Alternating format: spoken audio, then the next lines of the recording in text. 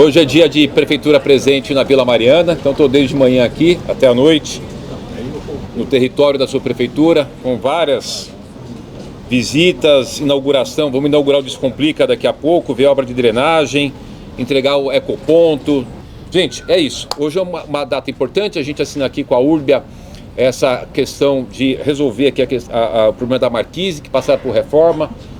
Demorou bastante, lá atrás teve uma licitação, parou, veio um projeto, a prefeitura não gostou, colocou de lado, outra análise e houve questionamento do Tribunal de Contas. A gente chegou num bom entendimento onde a Urbia concedeu 5% de desconto, tornando então o valor do serviço aqui mais vantajoso e dentro de um contexto do Executivo, concessionária e Tribunal de Contas, a gente chega nesse bom termo hoje da assinatura, de que a Urbia executa a obra, importante, porque vai ser com preço menor, ela está na concessão, tem toda uma questão de mobilidade, porque onde está a Marquise, ela tem uma colocação que interfere muito na locomoção e mobilidade aqui no parque, então ela estando fazendo a obra vai ser importante, até porque ela advém de uma grande empresa de construção civil, né?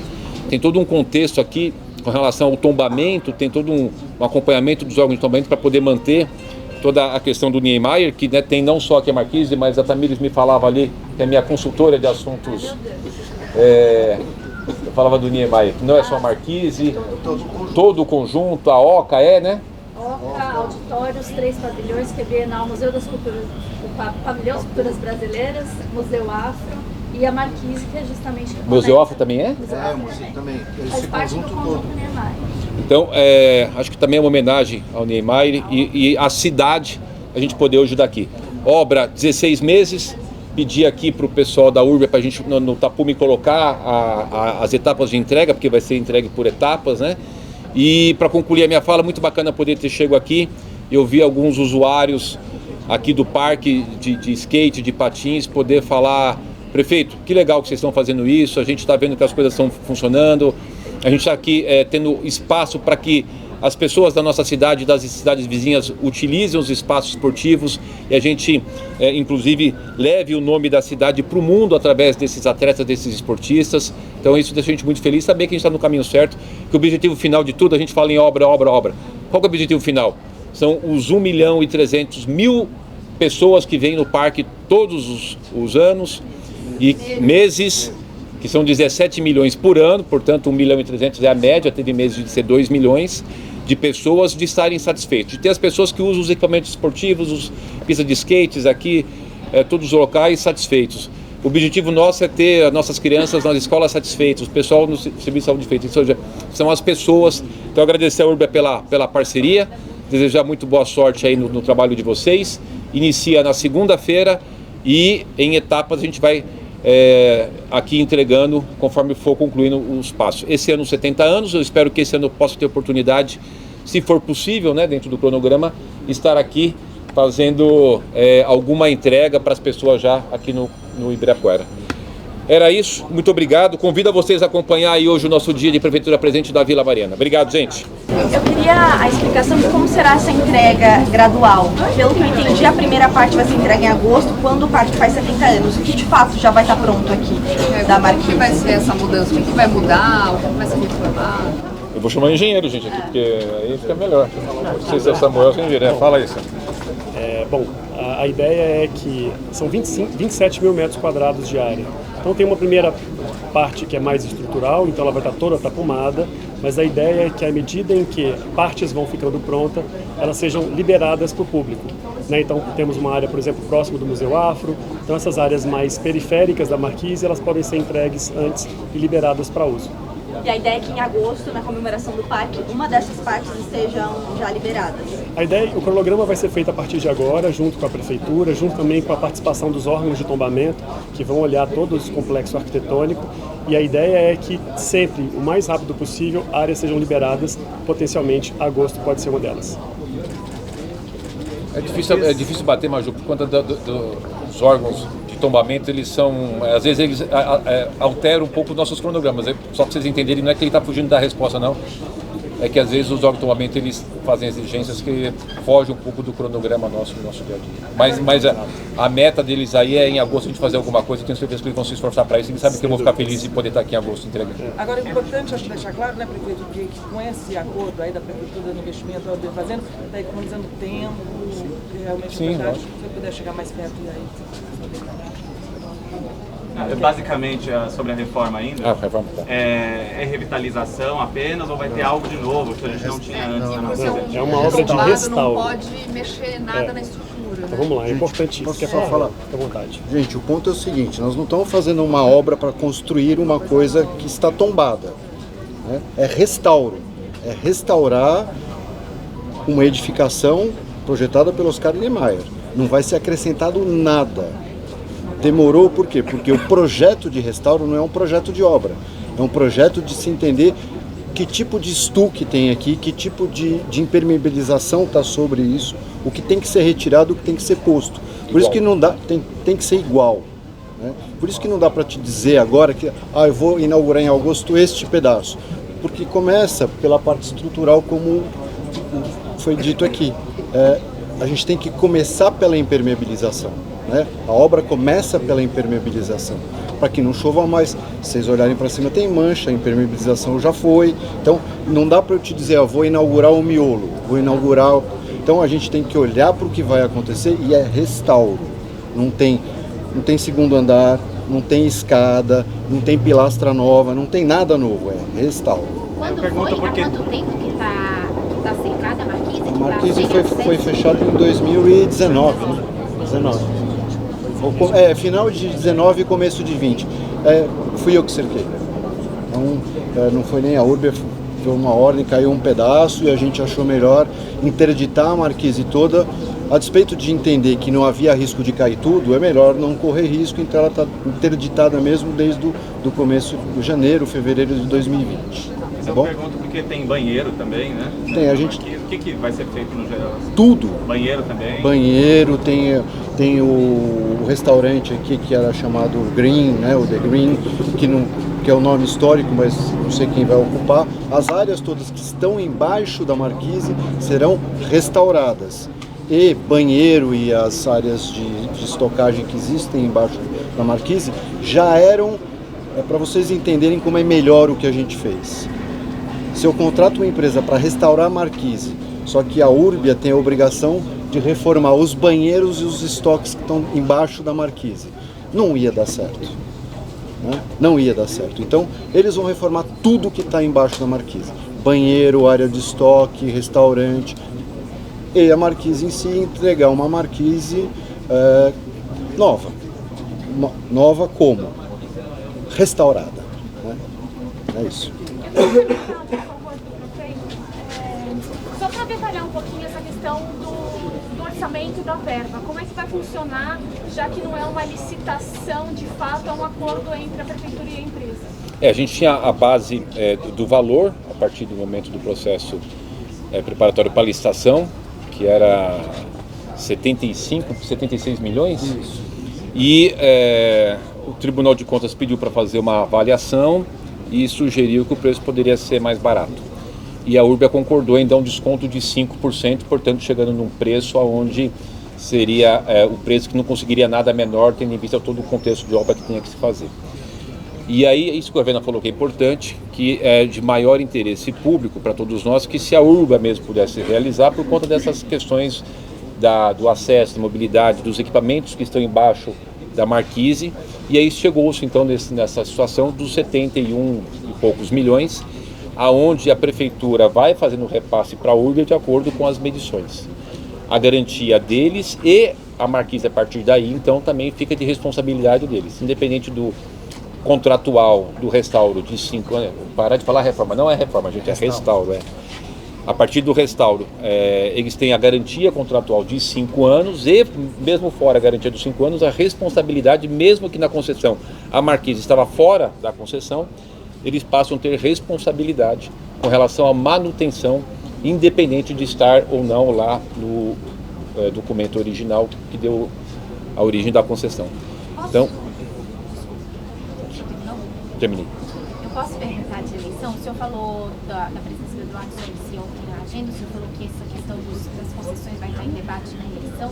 A gente está em ano eleitoral, queria que o senhor fizesse uma avaliação dos movimentos políticos aí dos últimos dias desde domingo. O senhor teve no ato do presidente Bolsonaro. Desde então, alguns partidos, até gente do MDB, PSDB, criticaram essa aproximação do senhor, disseram que não vão apoiar o senhor. Ontem teve o Eduardo. Queria saber como o senhor está tentando agregar novos apoios, apesar dessas discordâncias. Eu sou quase igual o IMA, Carolina Nies. Você vê que eu sou mais agregador, pode observar. Eu sou um grande agregador. Estou aqui com o vereador do PSDB, estou aqui com o vereador do MDB. A gente, e eu gosto de dar esses exemplos de Eduardo, porque eu fui dar início na UPA de Sapopemba, o Toninho Vespo estava lá, fui dar início na UBS lá, da Zona Leste, a Juliana Cardoso estava lá. Então eu acho que é importante a gente, nós que somos apaixonados pela democracia, exercer a democracia verdadeiramente. Exercer a democracia é você ter uma boa relação, você ter as suas divergências ideológicas, mas dentro do contexto da civilidade, a gente poder entender que isso é importante, que nos contribui muito, né? E o fato de eu ter passado o domingo é natural, como eu já falei para vocês, uma manifestação democrática, e a democracia, ela tem as suas coisas sublimes, e as coisas sublimes da democracia é a manifestação popular. A defesa em público, né, é uma coisa sublime da democracia. Não há de se falar em democracia se alguém poder fazer, você pode concordar ou discordar, estou falando do exercício de fazer defesa, do exercício de você ter uma manifestação pacífica, democrática, sem ofensa às instituições. Que pessoas podem gostar daquele pensamento ou não gostar, mas dentro do contexto, né, a gente tem que entender que isso é patrimônio do nosso Estado Democrático de Direito, seja a manifestação da direita, do centro, da esquerda, né? Todas as pedidos de manifestação que a Prefeitura de São Paulo recebeu desde que eu sou prefeito, todos eles têm uma determinação e uma ordem minha de todo apoio, toda. Até o presidente Lula quis usar uma vez o Anhangabaú e não poderia, porque não é um espaço 100% público do ponto de vista de estar desconcessionado, porque lá é público, mas tem uma concessão. Eu fiz questão de ligar para a pessoa da concessionária e falar assim, deixa uma data para que eles possam fazer a manifestação e demos todo o apoio. Então, por parte da nossa administração, todo ato de manifestação pacífico, democrático, terá todo o apoio. Mas teve um custo alto político esse apoio do senhor ao Bolsonaro no domingo, por causa das reações depois? Pelo contrário, quando você vai numa manifestação e que tinha lá mais de 700 mil pessoas, sem uma briga, sem nenhuma quebradeira, sem nenhuma ofensa à instituição, eles deram um exemplo de civilidade, deram um exemplo de democracia, super organizado. É algo que a gente pode, às vezes, um ou outro, por uma posição ideológica pessoal, mas quem tem um espírito maior dentro do contexto de avaliação, eu sei que você tem, é muito fácil para a gente poder reconhecer, né, a força e aquela mobilização ali na Avenida Paulista. Foi uma coisa muito bonita. Eu me emocionei de estar naquele caminhão e ver aquela quantidade de pessoas, né, de uma forma pacífica, respeitosa, ali fazendo aquela manifestação. E eu acho que, pelo contrário, a gente demonstrou que a direita pode estar junto com o meu campo, que é o centro, para a gente poder ganhar da extrema esquerda, né, de pessoas que têm essa dificuldade que eu não tenho, que é discutir, que é agregar, que é respeitar todos, né? Eu posso discordar, mas respeitar todos, né? Eu acho que a gente teve no ato de domingo um grande exemplo aí para a democracia, como é possível dialogar e conversar. E o que eu estou fazendo? Eu fiquei lá 1 hora e 10 minutos e estou todos os dias trabalhando, primeiro a chegar, a última a sair na prefeitura, inaugurando, cuidando da cidade, né, fazendo aquilo que a gente tem que fazer para a nossa cidade estar cada dia melhor. Prefeito, já que o senhor falou de política, como é que o senhor está lidando com as críticas do seu principal adversário, que é o Boulos? O senhor tem feito prefeitura presente em todas as regiões do estado, da cidade, todos os territórios. O senhor, por exemplo, esteve na região do Parque Bristol, Maristela, acho que uma semana atrás. No dia seguinte, o Boulos esteve por lá e publicou diversos vídeos criticando tudo que o senhor está fazendo. Como é que você está lidando com isso? Deixa eu só responder aqui a Carolina, que ela falou do Eduardo Leite, só para não deixar sem resposta. Eu acho que o episódio do Eduardo Leite ter, de uma forma do meu ponto de vista equivocada, né, com uma falta de maturidade, fazer aquele comentário da cidade de São Paulo, sendo uma liderança do PSDB, mas ele é do Rio Grande do Sul, sem ter consultado ninguém do PSDB da capital, né, eu acho que foi positivo, porque houve a oportunidade para a sociedade, para o próprio PSDB, para vocês, para todos nós, poderem ter um posicionamento de que 100% dos vereadores do PSDB defendem que a gente continue, não é que venham estar junto comigo, é que continue junto. O governo hoje, nosso, ele tem a maioria é PSDB, é um governo do PSDB, apesar de eu ser MDB, é um governo do PSDB. Possibilitou que os deputados estaduais fossem ali motivados a se posicionar, então foi muito bom, acho que foi até bom, um erro que eu creio que hoje ele já tenha reconhecido isso, por conta de todos os posicionamentos, do ponto de vista do PSDB municipal, estadual e até nacional. Acho que a gente agora caminha para um alinhamento, entendendo o governador Eduardo Leite de que a cidade de São Paulo tem o seu plano, tem o seu planejamento, o PSDB tem sua vida, né, e que é importante respeitar. Sobre isso aí, o Gabriel, é o estilo dele, né? Ele só ataca, a vida inteira dele foi isso, né? Uma pessoa que nunca cuidou, nunca foi gestor de um carrinho de cachorro-quente, para falar de uma cidade que tem 12 milhões de habitantes, 110 bilhões de orçamento, quer dizer, um desafio enorme, uma cidade que está se projetando cada vez mais como uma das grandes referências do mundo, demonstra o tipo que ele a vida inteira foi, né? Que é o que fez, só que liderou até hoje foram invasões. E eu prefiro desconsiderar. A questão é que aonde ele for nessa cidade, ele vai ver lá uma ação, principalmente da Prefeitura de São Paulo. Então tem lugar que eu faço canalização de córrego, ele vai lá reclamar que eu fiz a canalização de córrego. Tem lugar que eu faço asfalto, ele reclama que eu faço asfalto.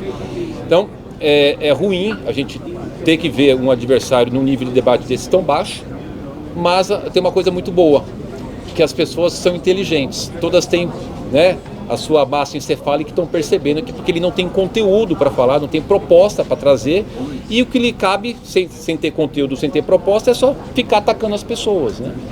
Então eu recebi a última pesquisa, que não foi publicada, eu estou muito feliz até por conta de... Mandei para eles aqui. Muito bom.